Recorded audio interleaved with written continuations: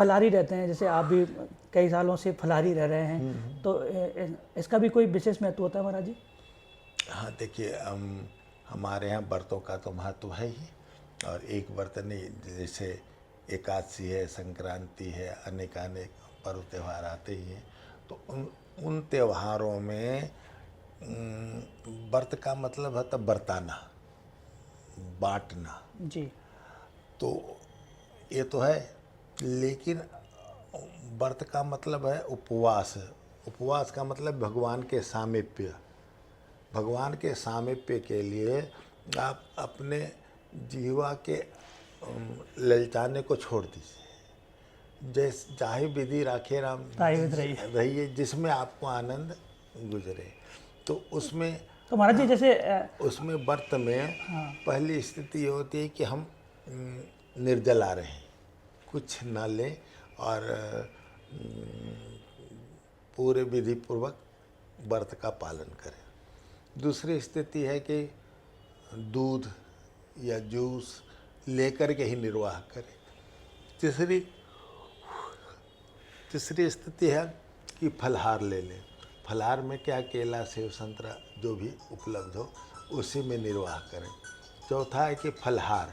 फलहार में अनेक प्रकार के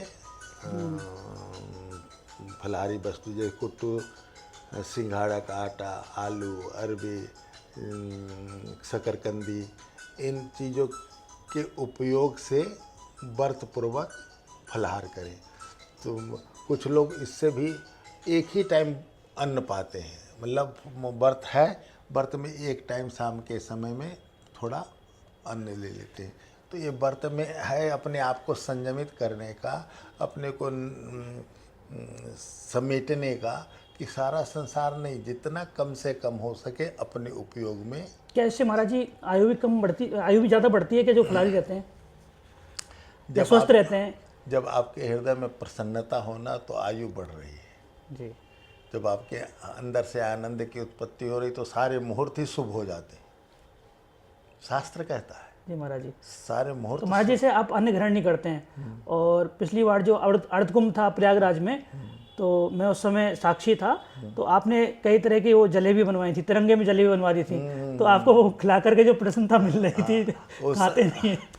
उस साल तो मतलब कुंभ मेले में मैं प्राय गौदुग्ध पे, गौदुग्ध के आश्रय ही निर्वाह करता हूँ।